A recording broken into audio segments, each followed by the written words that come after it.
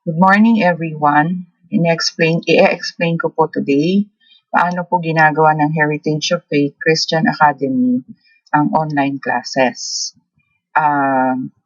So, naka-login po kami as a school, Heritage of Faith Christian Academy, with our email address sa amin pong Google account. And then, I can easily access using these 9 buttons, yung tinatawag po natin Google Meet. Okay? So, dito po sa Google Meet, all we have to do is enter our meeting code. So, this is our meeting code na everyday po ay ginagamit namin sa pagpunta namin sa aming mga online classes. So, click join. And then, makikita na po dito sa screen ang mga bata na naka-join. Sa ngayon po ay wala pong naka-join na bata. And I will turn on my microphone and join now. So here, makikita po na kami ay nagpe-present o nag-presenter ng lesson. And from there po, pwede ko pong i-access ang account ng school and also access the drive na kung saan po nandoon ang aming mga files na ginagamit. For example, we have here teacher's help. So ito po ay mga supplements na ginagamit namin sa klase per subject. And then aside po dyan, we also have in store, dito po nakasave sa Google Drive ng school, yung mga teacher's guides. Yan po, bawat book title ay nandyan po yung aming mga teacher's guides. So, and we also have other files na nasa loob po nito, kagaya ng mga submitted homeworks po ng mga bata or even their online quizzes. Ano po, halimbawa, we'll open one. So, it's an online quiz na sinabmit po ng mga bata. And I will show you one. So, this is an online quiz, given online quiz. And then, ang mga bata po naman will submit their answers. Ayan. So, iba pa po itong online quiz na to. And then, how do we do our online quizzes? So, here I can access another Chrome extension and it's called Google Classroom. So, sa Google Classroom po, as you can see, account po ito ng school, Heritage of Faith Christian Academy, and our Gmail account. At nandito po ang lahat ng classes ongoing. So, naka-separate po ang mga classes. For example, I will click on one class. At dito po ay nandyan po yung kanilang class code, how they can join, and also naka-add po ang kanilang mga personal Gmails or personal emails para maging member po ng group. So here, naka-display po yung upcoming. Due today, they have chapter test. And due tomorrow, assignment po nila is using the glossary. So nandito po ang mga posted new assignment or posted new material.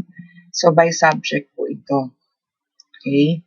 So, yan po yung kanilang mga homeworks per subject. So, nandiyan na po ang mga subjects.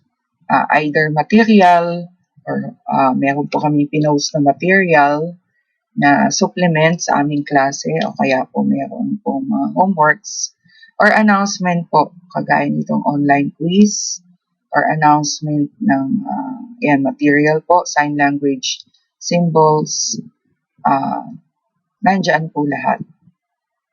And then, how do we conduct the online quiz? So, ang kailangan lamang po is access the Google Classroom. So, it's another, Google Forms, I mean.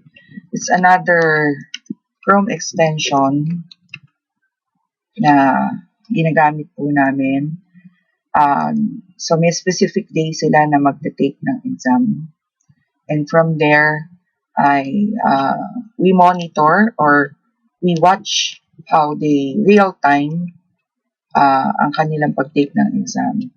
So, sinesend po namin yung link to this Google form wherein constructed na po yung mga exams beforehand. So, by subject, for example po, I will go to the school's Google form account. At makikita nyo po, nandito ang mga iba-ibang kagaya po nito, September monthly test. There are blank quiz templates. At ayan po, Filipino, ESP, HELE. We even have online enrollment. Madali po namin masasend. And then, ibong Adarna, language, MAPE, math, alphabetical po ito, reading, science, and TLE. So, I will click on one exam. Kagaya po nito sa science 6, grade 6 monthly test. So, ito po yung mga questions. So, ayan po, all they have to do is click on the answers. Pero, meron din pong mga variation sa question, kagaya po ng sa grade 7. For example po, sa kanilang TLE, I can attach pictures na kung saan i-identify po nila. So, visual exam naman po ito. Kagaya po nito, cleaning tools, equipment, supplies, and materials. So, ayan po yung aming mga exam. They will input their answer dito po. Although meron din po siyang answer key na siyang in-encode din po namin. And then, at the end of the test, they can submit. So, and we do the automatic checking na po ng Google Forms, or sometimes we check manually.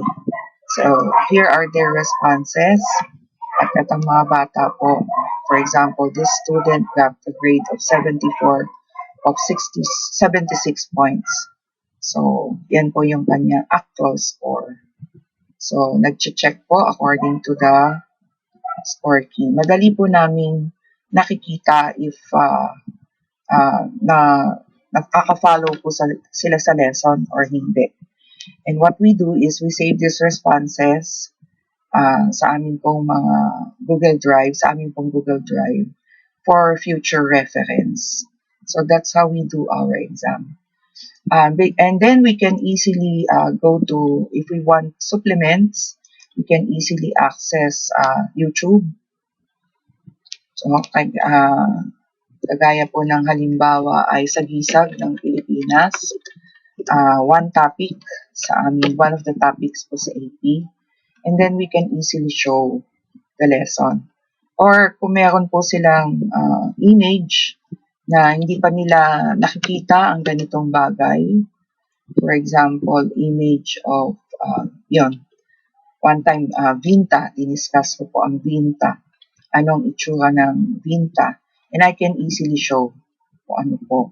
Nakikita po nila yan. All I have to do is share my screen. Ayan po. Sa mga bata. And then click the Chrome tab kung saan gusto ko ipakita sa kanila. Or even I can show YouTube instead, share this tab instead, at para po marinig o mapanood nila ang mga videos or audios na connected po sa aming lesson. So that's how we do it here at online classes at Heritage of Faith Christian Academy of Tinian City, Laguna. Thank you and bye-bye.